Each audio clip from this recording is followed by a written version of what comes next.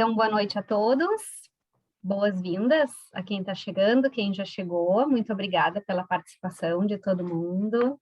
É um enorme prazer estarmos aqui reunidos nessa noite para falar de uma pauta que eu considero muito importante, eu adoro falar sobre, que é inteligência competitiva. E hoje eu e o Fábio vamos dar um elemento novo que chamamos de a nova inteligência competitiva. Então, para quem não me conhece, eu sou a Joana Martins, eu faço parte da equipe de consultores da Alcon, sou responsável pelas pesquisas de inteligência e atuo com projetos da área de comercial, na área de gestão, de inteligência competitiva. Eu sou formada em administração, com especialização em inteligência competitiva, inclusive a forma que eu conheci o Fábio foi através da especialização. O Fábio foi meu professor, orientador de trabalho de conclusão, e a nossa jornada já é, desde então, de muitos anos.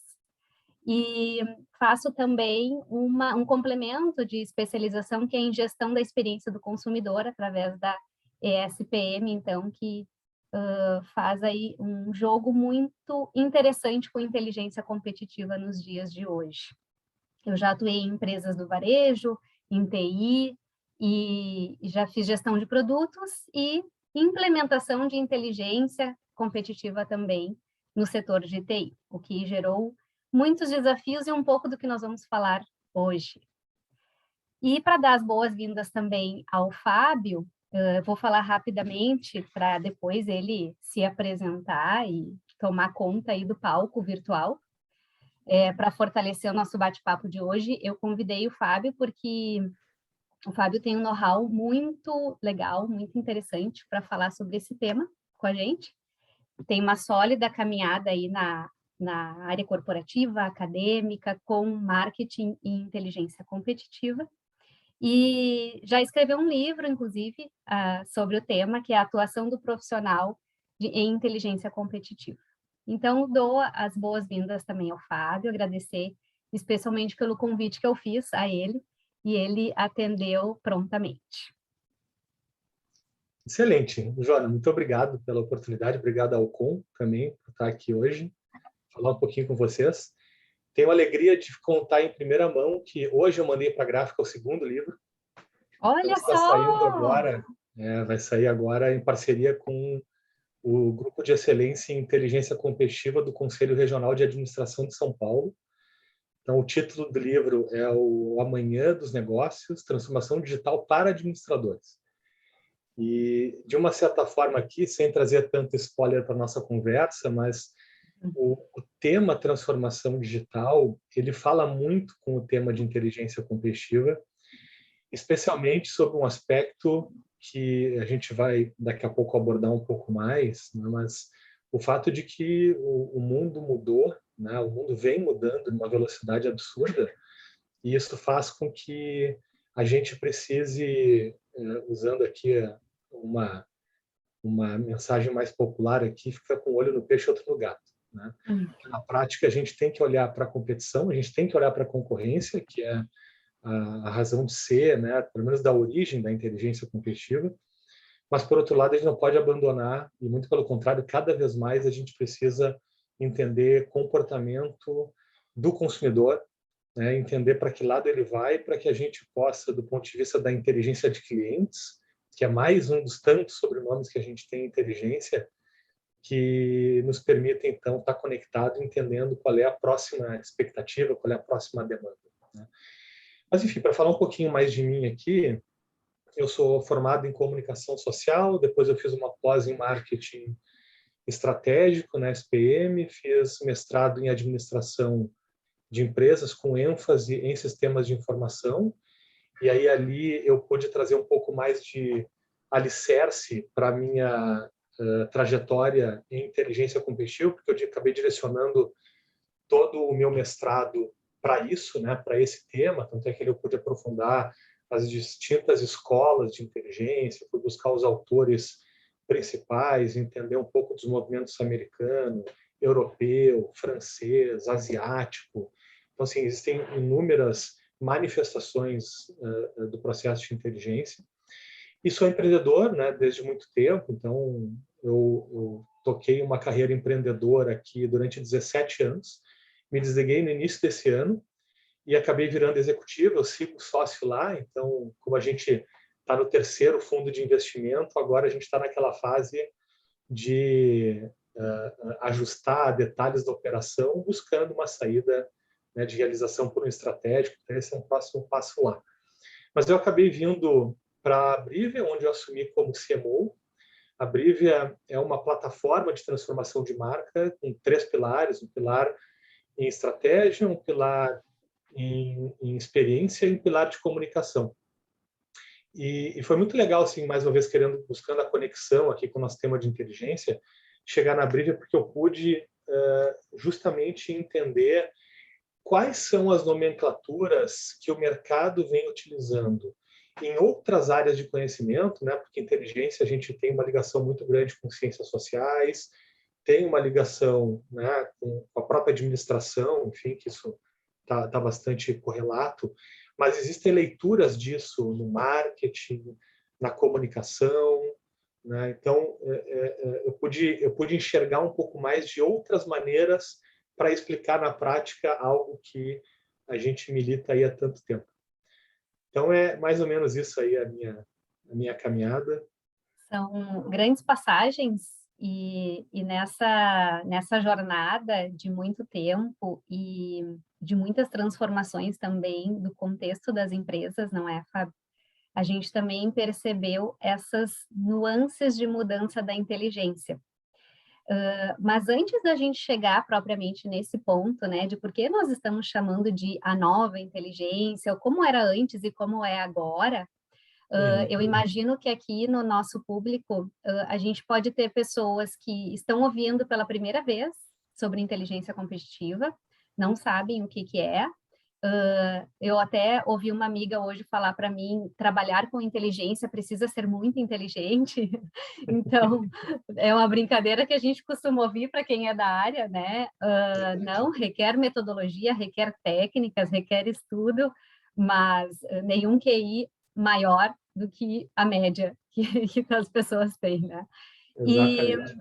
E aí, em relação ao conceito, a gente tem vários conceitos de muitos autores, e para não confundir mais a cabeça das pessoas, a gente pode dizer que a inteligência competitiva, ela organiza os dados, né, as informações, ela gerencia também essas informações que são primeiro coletadas, depois organizadas, e ela tem que transformar, esse é o grande entregável da inteligência, ela tem que transformar isso num conhecimento, numa recomendação, de preferência, né? Porque senão fica aquilo tudo numa caixinha e ninguém tem acesso, e isso se perde. A gente faz um esforço enorme sem nenhum objetivo definido. Mas eu queria também ouvir de ti, assim, além da conceituação e trazendo um pouco para a prática, né? Porque isso é muito bonito na teoria, mas na prática, como funciona essa inteligência competitiva, sem ainda fazer essa grande comparação de como era antes, como é hoje? Muito bom, muito bom. Acho que esse é o tipo de questão que a gente traz muito para justamente alicerçar, né, um diálogo sobre inteligência, porque parece, de uma certa forma, petulante, assim, né, de que, mas então quer dizer que antes dos anos 80, quando mais ou menos a inteligência surgiu com uma ênfase um pouco maior, ali logo depois da Guerra Fria, tem várias explicações para esse movimento, mas antes disso as empresas não tinham inteligência, né, para lidar com a competição, né, as oportunidades para maximizar mercado, enfim. Não, na prática existem inúmeras maneiras, né, e inúmeras áreas de conhecimento buscam compreender determinadas situações para explicar e antecipar, né, tomadas de decisão. O que muda na prática de inteligência? Eu acho que a melhor maneira de explicar é a gente pensar na velha metáfora do filme, né, versus a fotografia. Que é um clichêzão aí, mas bom de a gente explicar.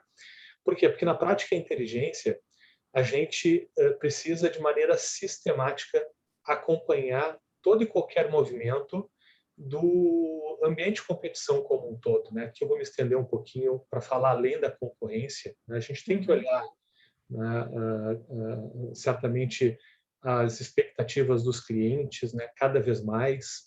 A gente precisa entender a cadeia de valor, né, verticalizando isso para trás, inclusive entendendo quais são os movimentos dos fornecedores. Antes disso, quais são as tecnologias que são desenvolvidas que podem eventualmente mudar um processo produtivo, né, um processo fabril. A gente precisa olhar para outras indústrias, e esse é um movimento, talvez uma dinâmica que seja cada vez mais explícita, né? Quando a gente imaginou que uma empresa de cosméticos, né, ou uma empresa de mobilidade como o Uber vai competir com o banco, esse é o próximo movimento do Uber, né? Então, essa competição cross-industry, né, entre outras indústrias, é algo que a gente precisa acompanhar também. E até mesmo novos entrantes na indústria, né? Então, eventualmente, empresas que não estão competindo hoje, mas, dadas as características, a maneira como ela tem estruturado os seus ativos, ela pode rapidamente operar em outro segmento e, eventualmente, entrar numa cena de competição sem qualquer, assim, de maneira muito surpreendente. Então, na prática, o que muda entre a nossa abordagem aqui de inteligência, né, versus outros modelos é esse acompanhamento sistemático. Então, eu não posso meramente, uma vez por ano, quando eu for a suportar o meu planejamento estratégico, eu vou olhar para o que está acontecendo, né, faço lá uma pesquisa de Google, né, localizo ali uma série de informações que falam do meu mercado e tento explicar, né, a partir de 2, 3 informações o que aconteceu num período anterior e o que pode eventualmente acontecer num período futuro. Né? A inteligência é muito mais que isso. A inteligência na prática é a gente acompanhar todo um conjunto, né, de temas e de atores, né, de temas e de stakeholders, enfim, muito ligado a esse contexto ambiente de competição que eu trouxe, para que a gente possa acompanhar efetivamente tudo que está acontecendo e aí a gente conseguir montar, né, quase que de novo na metáfora lá de um quebra-cabeça, a gente procurar entender quais são os movimentos que podem antecipar, né, outras sinalizações. Então a gente costuma normalmente comparar inteligência com pesquisa de mercado para explicar que não é a mesma coisa, ou seja, pesquisa a gente parte, né, de uma visão mais estruturada, ou seja, de uma certa forma eu sei o que esperar, né, eu tenho as minhas hipóteses e o que eu não tenho são os dados que eu vou coletar numa entrevista de campo, né, por exemplo.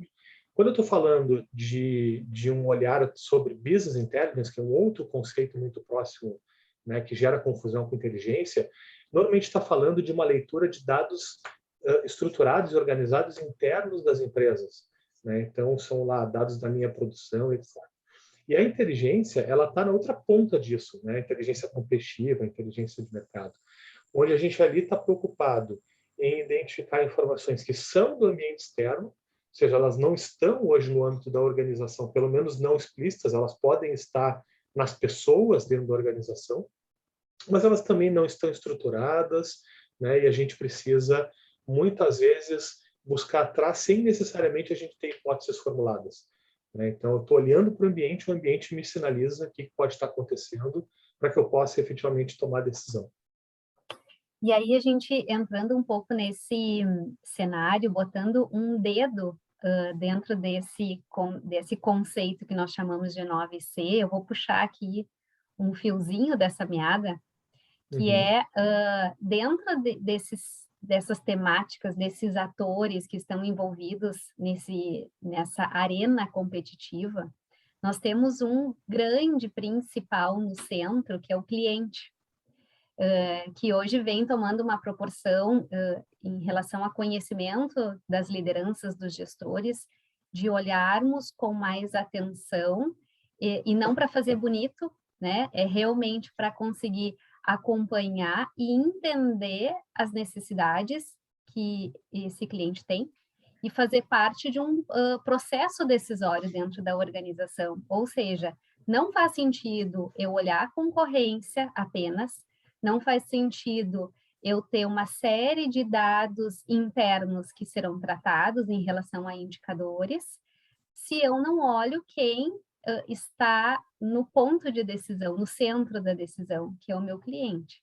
Tudo aquilo que eu estou elaborando e fazendo para ser entregue como um produto ou um serviço, não vai estar coerente ou se comunicando adequadamente com esse meu cliente, porque eu não estou fazendo para ele. Então, hoje ele faz parte desse cenário de estudo da inteligência. Uhum. Perfeito, perfeito. Eu acho que sempre é muito legal a gente embasar com a história, né, Joana? Eu gosto muito de, não só de ler história, mas como contar história também. Então, eu vou ser um pouquinho prolixo de novo para dizer o seguinte. Se a gente voltar lá para a Revolução Industrial, qual era a complexidade lá? A complexidade era, na prática, construir processos, né, fabris, processos automatizados que pudessem gerar escala, né, na produção de bens e produtos, enfim.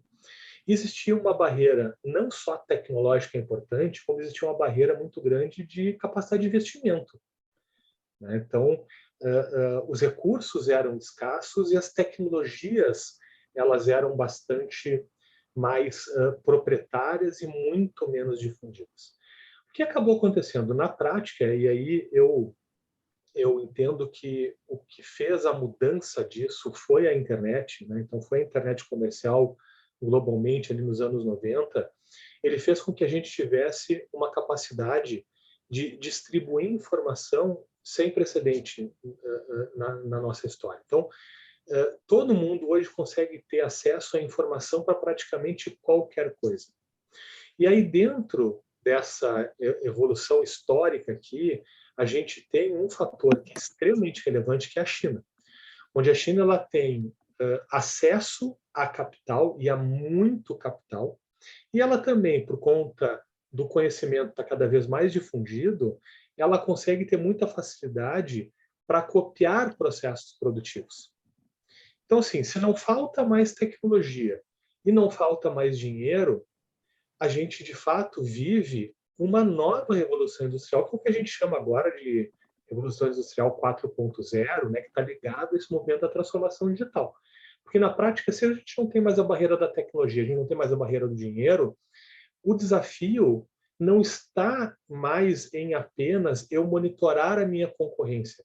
É relativamente simples eu identificar o que o concorrente está fazendo e eu, com uma velocidade muito grande, eu consigo copiar. Se eu não puder fazer aqui, eu disparo isso para 2, 3 empresas na China e eu vou ter de volta uma cópia fiel, talvez até melhor do que aquilo que a gente está fazendo.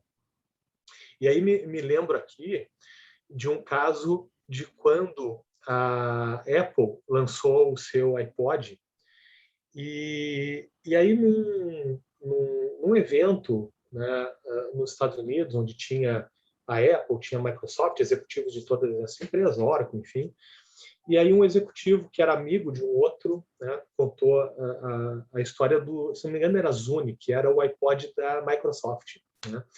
E, de fato, quando a Apple lançou o iPod, era uma tecnologia extremamente simples, mas que levava a capacidade de ouvir música do que era um rádiozão, e depois foi diminuindo um pouco mais, né, para aquelas, né, walkie-talkie, acho que chamava, não era walkie-talkie, era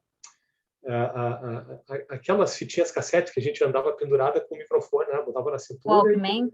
E Walkman, né? E aí o iPod assim a gente se entrega, Fábio. Nossa, já há horas, né? Mas, assim, a gente usava aquilo, né? E quando a Apple traz o iPod, nossa, agora eu posso ouvir música botando o aparelhinho no ouvido aqui, eu tenho a capacidade de armazenar conteúdo e eu estou fazendo uma transformação. E a Microsoft lançou um produto algum tempo depois, acho que foi um ano depois, que foi o Zune, foi um produto muito melhor tecnologicamente do que era o iPod.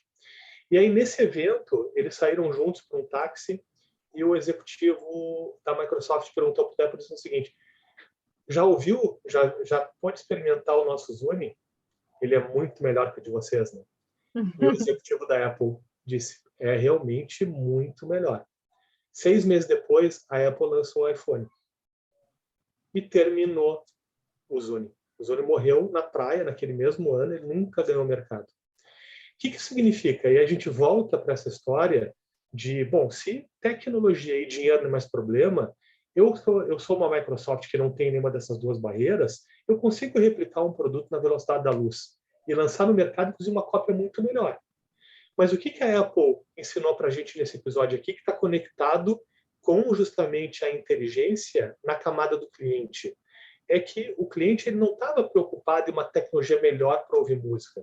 Ele queria uma melhor experiência para não só ouvir música, mas para ter outras coisas que ele poderia resolver a sua vida no dia a dia. Né? E na prática, a Apple está muito ligada a resolver o nosso cotidiano. Né? Quando ela criou lá a Apple Store, né, com seus aplicativos e etc., aquilo tudo é para melhorar o nosso dia a dia. E ali dentro também tinha música, mas também tinha um monte de outras coisas que é o que a gente hoje, na prática, não vive mais sem o celular. E era isso que aquele executivo certamente estava pensando, legal, muito bom o produto de vocês, se o jogo fosse produto para escutar música melhor, mais qualidade na orelha. Não é esse o jogo. Então, a inteligência para conseguir entender melhor a expectativa do consumidor, entender a expectativa do cliente, ditar qual é a próxima onda do comportamento, é isso que a inteligência precisa direcionar todo o seu esforço e é justamente a isso que a gente vem batizando de nova inteligência. E isso tem uma particularidade interessante, que é de imaginar o quanto essa estrutura ela pode ser complexa ou simplificada para a gente chegar numa análise desse tipo, né? Por exemplo, eu posso fazer estudos, eu posso sim estruturar a inteligência em qualquer porte de empresa. Pode ser o pequeno restaurante da esquina, né, que tem ali os seus clientes há anos, que tem o seu mesmo cardápio há anos, que oferece o mesmo serviço há anos, assim como grandes indústrias, grandes potências do mundo inteiro que fazem, geram informação e utilizam dessa informação. Claro que a gente está falando de uma diferença de proporção, e que a gente, em determinados momentos, a gente vai ter equipes estruturadas para isso, montadas para fazer essa análise, dependendo do porte dessa empresa, e numa outra pequena a gente não tem uma equipe, mas a gente tem as pessoas preparadas e com a mente aberta para fazer, ter essa visão, né? Querer fazer diferente e dar voz ao cliente que está ali no dia a dia, sinalizando. O cliente dá sinais, né, de que está satisfeito, de que quer uma mudança, de que aquilo ali já não atende mais da forma como está sendo entregue produto ou está sendo feita uma prestação de serviço. Então, a gente não tem aqui nenhuma receita de bolo e também não tem nenhuma limitação de que essas boas práticas de inteligência elas não podem ser aplicadas em determinado setor ou determinado porte. Isso pode ser feito em qualquer âmbito, em qualquer perfil. Sem dúvida. E isso me faz lembrar, Joana, um movimento muito bacana que, infelizmente, o Brasil perdeu força através do Sebrae, mas ali nos anos 2001, por ali, até 2008, 2009, quase 10 anos, o Sebrae ele pôde criar uma série de núcleos setoriais de inteligência. Eles eram chamados de NICs, eram os núcleos de inteligência competitiva, em inúmeros arranjos produtivos locais pelo Brasil inteiro. Então, assim, arranjo produtivo local das rendeiras em Florianópolis.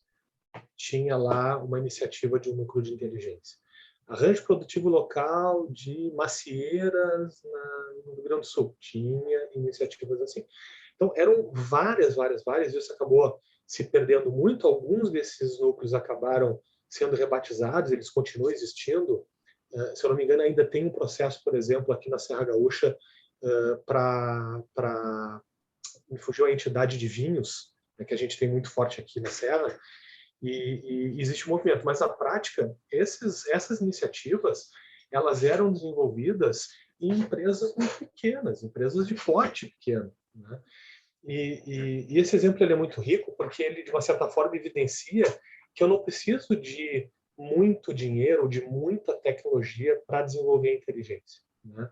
E aí, talvez os melhores exemplos que a gente tem de inteligência, e tem alguns bons livros aí no mercado, inclusive livros nacionais com cases brasileiros. O professor Alfredo Passos é uma excelente referência, tem 13 livros publicados no Brasil.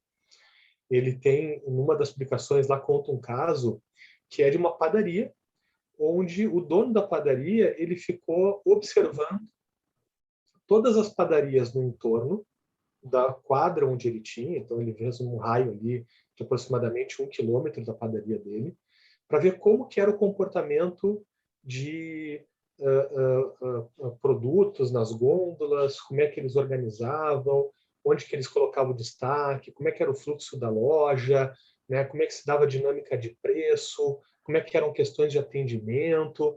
Então ele acompanhou isso tudo. E ele também foi para dentro da sua loja, e olha que aqui a gente já entra com a inteligência focada no cliente, né? Enquanto lá fora ele estava experimentando, né, a ótica da concorrência. E ele observou na sua loja como era o comportamento das pessoas que iam na sua loja. Então, assim, onde que as pessoas vão? Elas entram e procuram o que primeiro? Perguntam pelo quê?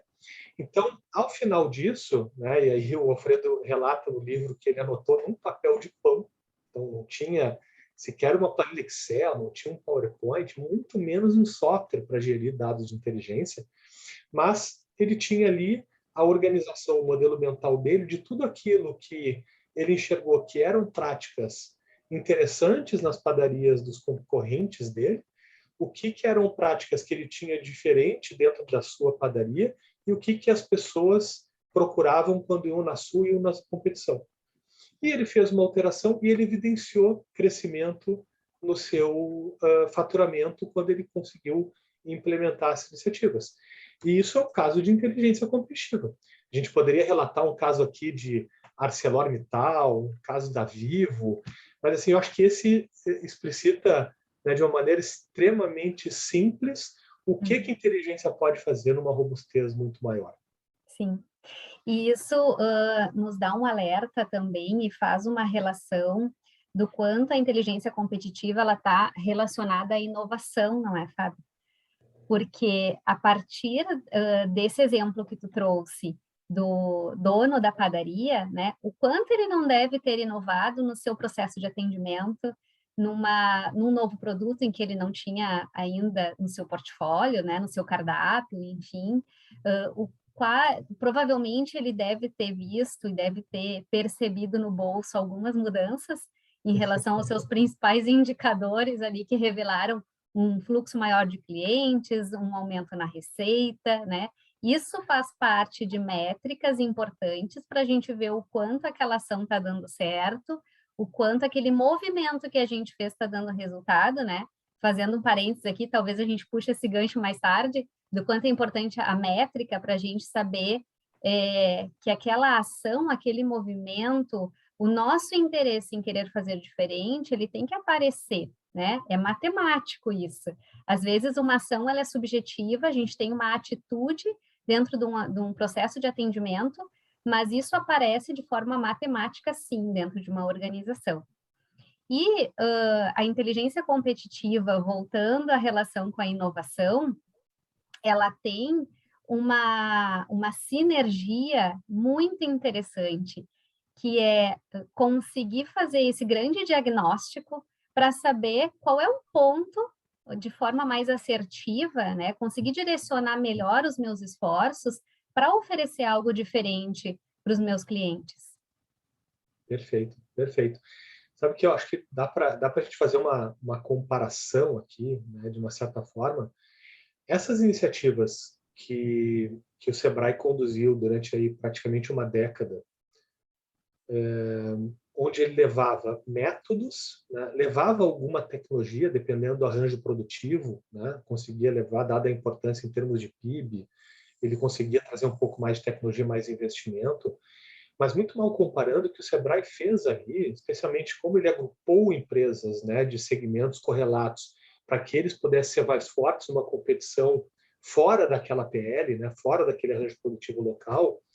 O que o Sebrae fez na prática foram grandes hubs de inovação, né? Criou grandes aceleradoras ali, transferindo método, transferindo tecnologia e provocando as pessoas de maneira extremamente orquestrada. Na verdade, estou falando de pessoas, mas são empresários, né, líderes executivos dessas organizações, para que eles pudessem, sim, desafiar aquilo que eles iam fazendo versus o que outros players do mesmo segmento estavam fazendo e olhar para a rua para entender qual é o comportamento do consumidor, o que ele efetivamente quer.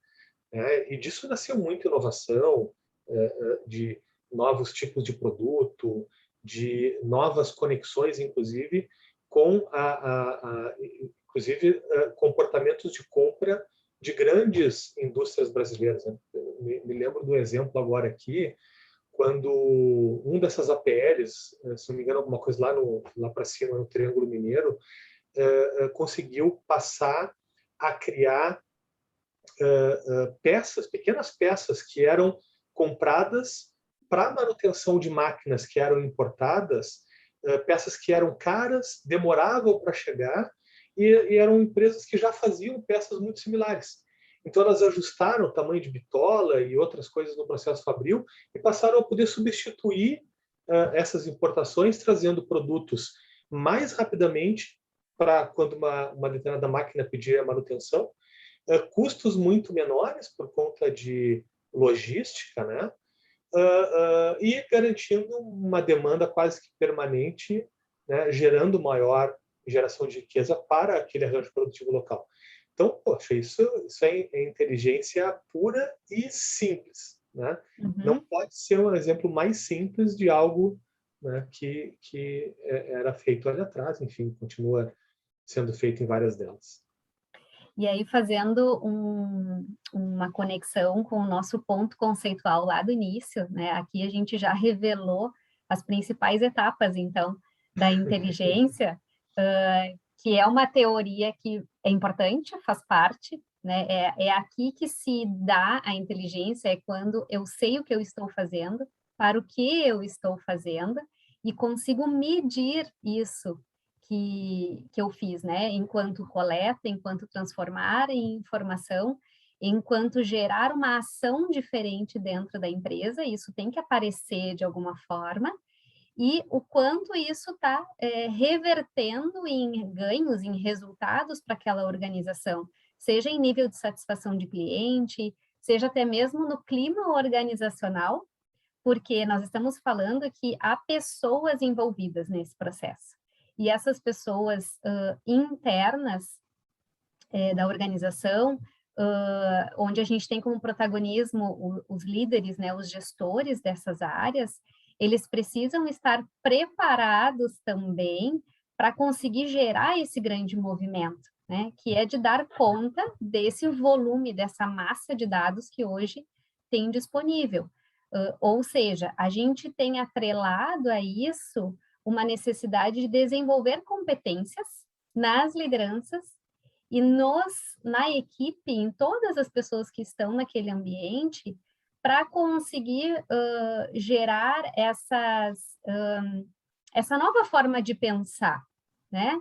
Eu tenho que saber definir um objetivo, eu tenho que ampliar minha visão em relação ao que está acontecendo dentro e fora dessa organização. Para isso, eu preciso estar aberto a ideias, eu preciso saber construir de forma coletiva com os meus pares, com quem está do meu lado, fazer essa soma de informação e de conhecimento para que a gente consiga relacionar de fato a inteligência competitiva com a inovação. Porque esse desenvolvimento de competências, onde a gente fala muito de mindset, né? O mindset de crescimento, ele precisa ser desenvolvido, precisa estar atento a esse comportamento que faz parte de uma cultura empresarial. Uhum. Como tudo no mundo corporativo, de uma certa forma, né, a gente sempre acaba caindo no tripé clássico de pessoas, processos e tecnologia. Sim. Então, assim, quando a gente está falando de processo, de uma certa forma, a gente está falando de legitimidade desse olhar, né, na organização, para que a sua governança permita com que isso possa acontecer. Né? Não adianta nada eu ter lá uma área de inteligência, uma pessoa, né, que está olhando para o método, para a prática de inteligência, e ela sozinha não vai conseguir fazer nada se a organização não disser que aquilo é importante. Porque, na prática, uma pessoa ou um pequeno time de inteligência, um time até maior, não faz sozinho, né? Ela não vai conseguir ter a sensibilidade de se conectar com todos os clientes, não vai conseguir se conectar com os fornecedores, não vai conseguir se conectar com o ecossistema, e a riqueza dessa troca, ela é fundamental para que o processo de inteligência tenha mais informação, que acaba gerando mais conhecimento e desdobra em uma tomada de decisão melhor. Então, o pilar de processo, ele depende de uma legitimidade da organização. Quando a gente está falando do pilar de tecnologia, a gente está falando, e aí sim vem muito a competência, né? E claro que também para que nós vamos aplicar aquele olhar de inteligência. Então, daqui a pouco eu posso me referir apenas à metodologia, ou até mesmo tecnologia, quando eventualmente eu sou uma Vivo e eu recebo centenas de milhares de mensagens por mês, e para que eu possa entender o comportamento das pessoas, a expectativa que elas têm comigo, só mesmo com análise de dados em grande volume, aí entra o Big Data, por exemplo, para que eu possa trazer respostas. Né? Diferente, talvez, lá do nosso amigo da padaria, que tem a capacidade de conversar com muitas pessoas, aquela clássica barriga no balcão, né? Que é tão rica, né? Para colher sensibilidade do que está na ponta. Então, a tecnologia ela vai depender muito do contexto. E aí, quando a gente vai para o terceiro pilar, que é o pilar das pessoas, naturalmente que aí vem, mais uma vez, não só a legitimidade que as lideranças podem trazer, né, incentivando, direcionando, né, e conectando ali nos processos para criar políticas de uma governança maior, mas, sobremaneira, com um olhar atento para capacitar as pessoas, orientar as pessoas e fazer com que elas possam, né, entender que esse olhar, né, essa abordagem, ela é relevante para que a organização ela possa ir adiante. Então, muitas vezes, né, não falta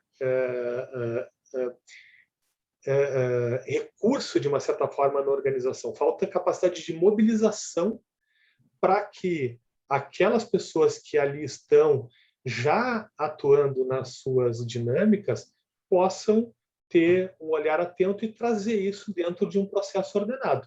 E aí vem lá, né? Não queremos entrar na academia com tanta força, né? Agora, Joana, mas lá vem os tipos e modelos de inteligência, né? Uma área de inteligência mais centralizada, mais descentralizada, um modelo híbrido, um modelo em rede. Então, aí tem várias maneiras de estruturar um processo de uma organização que pode, né, adaptar para otimizar melhor, primeiro, o contexto, né, o mercado, né, o desafio, e, por outro lado, a cultura organizacional, que acaba sendo extremamente influenciadora, né, ou impactando, de alguma maneira, o que pode ser construído.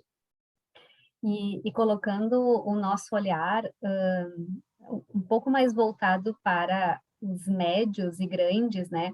As pequenas e médias, as médias e grandes empresas, eu comentei antes que a inteligência ela pode acontecer independente do porte.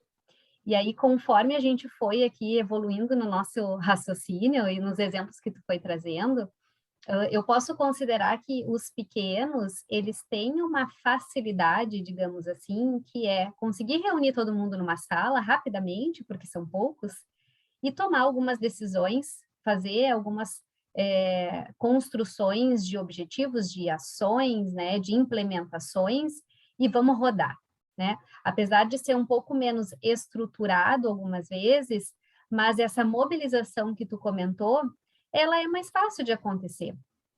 Quando a gente está falando de médias e grandes empresas, onde eu tenho muitas pessoas envolvidas, onde a gente já tem uma subdivisão muito grande dentro da organização, que são as áreas, né, que a gente chama de silos, porque elas funcionam tão independentes que são quase outras empresas, cada um puxando no cabo de guerra as suas metas, as suas ações. E isso traz um contexto complexo e que muitas vezes eu quero fazer diferente. Eu estou numa posição de liderança dentro dessa grande empresa, eu vejo que eu preciso fazer diferente com a minha equipe, estrategicamente eu preciso impulsionar a minha empresa para isso e eu não consigo fazer essa mobilização. Aí começam a aparecer as resistências, porque as pessoas não conhecem o que a inteligência pode proporcionar, porque as pessoas acham que isso é muito teórico, que não vai trazer resultado. E essa forma de constituir a inteligência competitiva dentro da organização, ela vai mudar dependendo da empresa, dependendo do contexto, da cultura dessa empresa, enfim, do quanto eu consegui, eu, enquanto líder, viralizar um pouco essa iniciativa, né? Acaba sendo um vírus, né? Eu sou uma parte e eu vou disseminando isso para conseguir gerar outras pessoas se movimentando comigo. E aí eu queria fazer uma pergunta, Fábio, para ti, do quanto isso... quais são os formatos de iniciativa desse pontapé inicial que pode acontecer, né? Por exemplo, é possível terceirizar inteligência competitiva, né? Eu tenho aqui uma célula dentro da minha empresa que faz uma parte, mas tem um contexto muito grande para eu analisar e eu não dou conta, a minha equipe não dá conta. Eu consigo terceirizar uma parte disso? Ou é necessário formatar um núcleo de inteligência dentro da organização? Eu consigo fazer isso com um especialista, uma pessoa que vai construindo isso dentro da empresa a partir de treinamentos, por exemplo. Enfim, existem vários formatos, né? A gente pode usar criatividade também para isso. E eu não sei o quanto é certo ou errado um formato ou outro.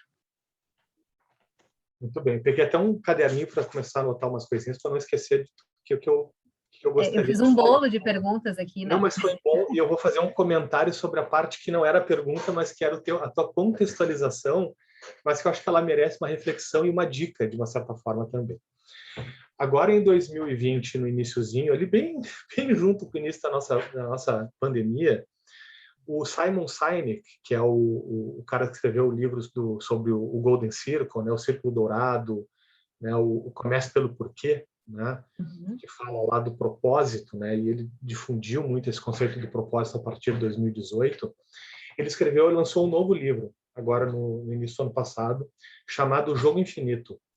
Então, se alguém não leu, eu recomendo demais a leitura do livro, porque ele, de uma certa forma, ele não fala em nada sobre inteligência competitiva, mas ele traz uma bela reflexão sobre esse ponto que tu comentou aqui no contexto, que é o seguinte: bom, mas eu sou uma empresa média, eu sou uma empresa grande, a mobilização, o esforço para que eu possa organizar uma prática de inteligência, ela acaba sendo um pouquinho mais robusta. Então, poxa, será que vai fazer sentido eu investir agora e etc? Pois bem, por que é Jogo Infinito o nome do livro?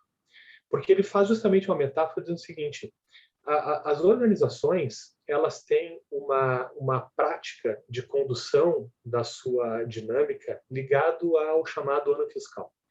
Então, se eu estou aqui no Brasil, eu começo lá dia 1º de janeiro e eu termino dia 31 de dezembro.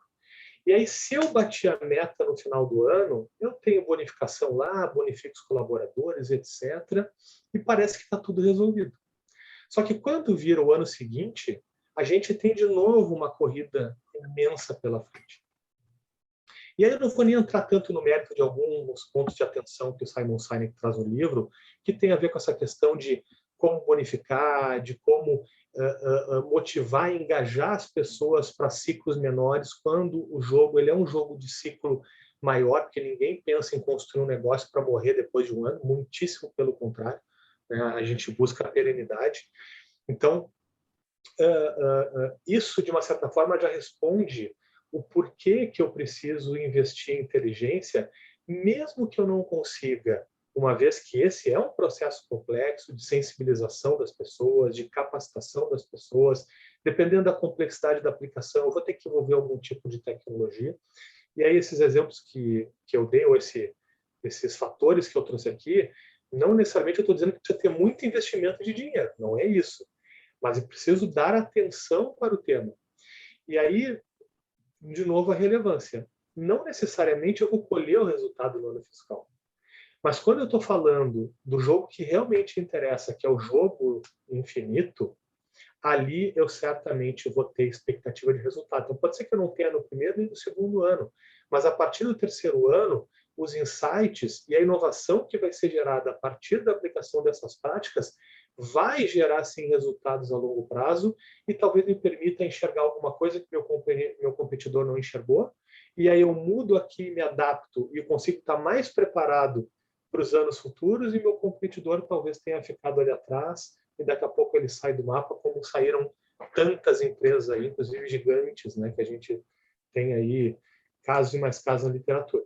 Então, recomendo fortemente, assim, para todo mundo que está nos ouvindo aqui, a ler O Jogo Infinito, porque acho que é uma belíssima dica. Bom, vamos agora para a parte da pergunta. A parte da pergunta, ela tem a ver... me relembra que, Joana, tu perguntou sobre como começar, né? Isso, os formatos para começar, dar esse pontapé. Se terceiriza, né? Se eu crio uma estrutura interna. Monta uma equipe squad, chama um especialista, tem que estar dentro da empresa, pode estar fora da empresa. Perfeito, perfeito. Bom, vamos lá. Eu passei os meus últimos 17 anos, né, até deixar a minha empresa aí no início desse ano, eu passei fazendo não só a entrega de inteligência, né, então entregando serviços de inteligência para inúmeras das maiores organizações brasileiras e médias também, assim como também apoiei na estruturação de inúmeros, dezenas e dezenas de áreas de inteligência em empresas do Brasil inteiro. Então, assim, infelizmente, a melhor resposta é depende. Depende do quê? Depende de contexto, ou seja, depende de qual é a indústria que a gente está falando, ou seja, qual é o segmento da economia que aquela empresa está inserida. Qual é o business daquela empresa? Ele é um business que ele tem um impacto de velocidade muito grande, como, por exemplo, tecnologia, né? Então, sei lá, pega a telefonia, né? Telecom. Telecom é um business que muda a cada 3 meses. Né? Os caras estão sistematicamente olhando outras coisas, porque, por exemplo, não consegue mais ganhar dinheiro com telefone, né? Telefonia. Então, o jogo ele está mudando o tempo inteiro no caso de players assim. Tem outros players que estão mais amparados em commodities ou estão amparados em complexidades de processos produtivos que são um pouco mais complexos, demandam muito investimento, enfim, que têm impactos diferentes. Ali pode ser que a inteligência ela tenha uma outra corrida. Então, dependendo de qual é o ramo de atividade, eu também posso ter um modelo ou outro para operar. Assim como a cultura das organizações. Então, se eu tenho uma cultura onde as pessoas elas colaboram muito mais, elas trocam muito mais, e elas entendem que conhecimento de todo mundo pode gerar mais conhecimento para a organização, esse é um contexto. Né? Se eu tenho aquela empresa feudal, né, onde os departamentos eles estão estruturados e um meio que compete com o outro, né, o cara de planejamento está lá pensando em inovação de portfólio, né, para evoluir, né, no planejamento estratégico da empresa, mas a área de produto também está fazendo e não está muito afim de dar corda para uma visão que não necessariamente está conectada lá com a maneira como aquele outro departamento está inovando, enfim. Então, isso também traz aí a questão cultural, traz também alguns contornos, né, de como isso pode ser feito. Então, assim, dado inúmeros outros fatores que a gente poderia elencar aqui, na prática eu diria, sim, funciona a terceirização de inteligência, especialmente aquela inteligência que não é a inteligência definitiva. Eu já vou voltar para explicar esse ponto. Assim como também funciona, sem sombra de dúvida, um processo de inteligência, uma área de inteligência, ou conectando um pouco, né, nessa questão do mindset ágil, que eu sou absurdamente, né, fã e acho que a evolução ela tem que partir daí, né, dessa renovação da inteligência. A gente pode sim criar um squad multidisciplinar, pegando pessoas de diversas áreas, especialmente para dar mais atenção para temas que podem ser mais prioritários dentro de um determinado ciclo da organização, outro ciclo tem outro, e eu vou trazendo e tirando pessoas daquele squad para estar gerando as principais respostas, né? E aí, quando eu falei de inteligência definitiva aqui, eu preciso fazer um breve contexto, que é o seguinte: muitas vezes a organização ela tem lá, né, o seu planejamento estratégico, ela tem um direcionador de muito alto nível sobre os planos para que lado eu lavei a louça a semana inteira. para que eu possa sair aí para avançar com a minha organização. E, por outro lado, eu posso ter contexto de empresas... O que eu faço? Vocês tiram a coisa daqui, está vazando algum áudio aqui. Eu não fiz nada. Deixa eu ver se o Patrick consegue fechar para nós o áudio que está aberto. Eu vou começar a apontar cada um. Está nos ouvindo aí, Patrick? Consegue fechar? Oi, desculpa, fechei agora, tá? Obrigada. Acabou abrindo sem querer. Obrigada. Tá joia, tá joia. Então, assim, a gente pode ter, né, um squad, né, uma estrutura dentro da organização para gerar a inteligência ali dentro, né? E é claro que esses fatores de colaboração, etc., eles acabam sendo muito importantes, mas eu consigo gerar isso. E aí, quando eu vou depender de um terceiro, né, para conectar no meu processo, não tem nenhum problema em fazer isso. Mas, normalmente, aquele grande direcionador, né, que eu brinquei há pouco de ser lá, a estratégia de para onde eu vou virar o leme, né? Efetivamente para que lado eu estou indo, muitas vezes aquilo a organização ela não quer levar para uma estrutura terceira, né? Então eu posso ter tudo que diz respeito a entender contexto de clientes, eu posso entender contexto da concorrência, contexto de fornecedores, contexto de outros stakeholders do ambiente de competição que estão fora das paredes da organização, que eu posso, sem dúvida nenhuma, fazer com um terceiro. Só que quando ele traz esse conhecimento já analisado, e aí naturalmente que analisado a partir, né, dos paradigmas ou das premissas que ele possui para fazer aquela avaliação, e pode ser que seja da estratégia vigente, não necessariamente da estratégia futura daquela organização, é aí que entra então a área de inteligência para pegar aquilo e fazer o que eu brinco, que é botar a cereja do bolo, né? E aí, um pouco mais do que a cereja, né? Bota o chantilly, bota algum outro cremezinho, põe a cereja também, e aí dá aquela contextualizada para fazer com que o que está vindo de fora se conecte com a estratégia de dentro e aí consiga rolloutar de uma maneira mais produtiva, né? E suportando decisões certamente ainda melhores. Sim. Porque a gente não pode desconsiderar essa experiência e esse histórico que existe dentro da empresa.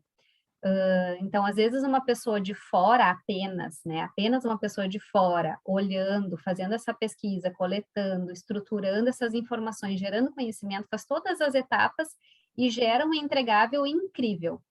Mas ele tem que estar em sintonia com todas as particularidades da empresa, que quem está lá dentro é que conhece, né? Senão ele fica descolado, ele desconecta daquilo que realmente faz sentido. Porque a gente não pode romantizar a inteligência competitiva, não é? Dizendo que eu levanto uma série de informações, eu faço um estudo aprofundado e que todos vão seguir a minha recomendação. Não, não funciona assim. Funciona assim. Então, às vezes não, sempre a recomendação ela é importante, ela tem que existir, mas também é considerado uma série de outros fatores, inclusive o feeling das pessoas que estão naquele processo de decisão, né? De gestores, de liderança, do dono da empresa, que tem uma bagagem enorme e que a gente não está desvalorizando esse feeling que existe por trás, mas ele complementa uma análise que foi feita baseada em dados, e isso é que faz essa conexão, né? Essa relação dar certo. É eu conseguir mostrar a relevância da inteligência competitiva com toda a sua parte lógica e estruturada, mas também valorizar os outros pontos do que já deu certo, que vem uma caminhada dessa empresa, para conseguir olhar para frente, né? E isso é um conjunto de pessoas com uma série de pontos de vista que tem que ser levado em consideração. Perfeito. E aí, de novo, a gente está falando de pessoas, né? Sim. E aí não há tecnologia, não há método, não há processo, não há ferramenta que vá fazer com que a gente tire o protagonismo das pessoas, diria que para praticamente tudo, né? Se a gente for lá para os críticos da inteligência artificial, né, que procura, de uma certa forma, cada vez mais simular o ser humano, né, e gerar capacidade de avaliação e de decisão para a máquina, ainda assim os algoritmos são baseados na bagagem de alguém, né? E isso faz com que, de novo, as pessoas protagonizem. E no caso de um processo de inteligência, tem aquilo também, né, que está muito na entrelinha do que tu trouxe, né, Joana? Se a área de inteligência ela gera um estudo, né, ela identifica alguma coisa, e dependendo daquilo que ela vai levar para o tomador de decisão na organização, se aquilo for, por exemplo, contrário à crença daquele executivo, porque ele tem 25 anos de organização, ele já fez isso assim há mais de 2 décadas, ele acredita nisso, gerou resultados dessa forma, dificilmente esse cara vai se comprometer com uma avaliação que vem na contramão se ele não for realmente sensibilizado. E essa sensibilização, de novo, ela tem inúmeros fatores aí, que é quem é que está fazendo, como está fazendo, qual é o método empregado, qual é a robustez, né, que sustenta aquilo. Então, esse fator aí, né, que aí a gente está indo lá para o final das etapas do processo, né, na disseminação e na própria avaliação do processo de inteligência lá no fim, sem dúvida que a gente precisa se responsabilizar. E a gente fala muito disso, né, sempre em inteligência, que a responsabilidade de comunicar um processo de inteligência, ele é do profissional de inteligência. E por que eu estou falando do comunicar e não informar, né? Porque comunicação é uma via de mão dupla. Então, não adianta eu disponibilizar um relatório bonitão na mesa ou por e-mail do decisor, descobrindo a América ali dentro, né? Eu preciso com que ele compreenda a maneira como aquilo foi feito, se engaje naquilo e leve aquilo para o seu dia a dia para que aquilo possa virar decisão e impactar a organização da maneira como a gente antecipou eventualmente naquele estudo. E se a área de inteligência ela só disponibilizar o estudo ou o relatório sem garantir a compreensão do outro, a responsabilidade não é do outro que não entendeu, é nossa que não explicou direito. Então, a gente tem desafios hercúleos aí quando a gente vai falar, né, de inteligência, claro, para que se a gente vai fazer uma prática que de fato faça a diferença na organização. Sim. O nosso tempo aqui está gritando, eu tenho um alerta que está piscando aqui em relação ao nosso término. A gente poderia aí desbravar outros caminhos sobre inteligência, que faz parte da inteligência, sobre tecnologia, o uso de ferramentas, diversas metodologias, né? Enfim, como conseguir lidar com essa resistência da organização, questão de comportamento, como saber vender essa ideia de inteligência, infinitos temas dentro de inteligência competitiva. Então, quem sabe a gente gera outras versões aí do nosso bate-papo para conseguir amadurecer mais ainda esse assunto. Saímos daqui com pelo menos 2 indicações de livros, né? Uma, O Jogo Infinito, e a mais importante, que foi a declaração aqui em primeira mão, O Amanhã dos Negócios, isso? O Amanhã, exatamente. Depois de Amanhã dos Negócios, Transformação Digital para Administradores. Esse é o título, né? O título e o subtítulo ali. Está indo para a Gráfica amanhã, a gente vai fazer o lançamento no Web Summit, lá em Lisboa, agora em novembro. Então, a gente lança em Portugal primeiro. O livro ele tem 2 capítulos sobre transformação digital no contexto português. A gente vai olhar tanto Portugal quanto Açores, né, lá no meio do Atlântico. Então, tem um case muito bacana lá que a gente também está trazendo. E aí, depois de novembro, no retorno, a gente vai fazer o lançamento do livro aqui no Brasil também. E aí, como a gente ainda está em tempos de pandemia, no Brasil a gente vai fazer pela internet, transmitido pelo canal do YouTube do Conselho Regional de Administração. Quando isso acontecer, eu compartilho aqui contigo, legal. para que possa levar adiante Passo a adiante. nossa audiência. Muito bacana. Eu quero deixar registrado também uma outra indicação de livro, que é Isto é Design de Serviço na Prática. É um livro muito bacana, ele não tem uma relação direta com inteligência competitiva, mas inteligência competitiva está inserido nesse tema de design de serviço, porque a gente está falando do cliente no centro. Exato. Então, tem tudo a ver, né? Então, temos 3 indicações aqui de livro para finalizar o nosso encontro de hoje. Quero agradecer muito de novo, Fábio, a tua participação, resgatando um pouco da saudade aí das aulas de inteligência competitiva lá da pós. Sempre é bom retomar alguns assuntos e a gente se atualizar em relação a como está acontecendo hoje, né, na prática, essa inteligência para a gente tirar desse ar romântico que às vezes fica colocado, né? Obrigada, então, obrigada a todo mundo que participou hoje aqui do nosso encontro e espero poder revê-los em breve, né? E deixo aí o espaço para te despedir e dar tchau também, Fábio. Legal.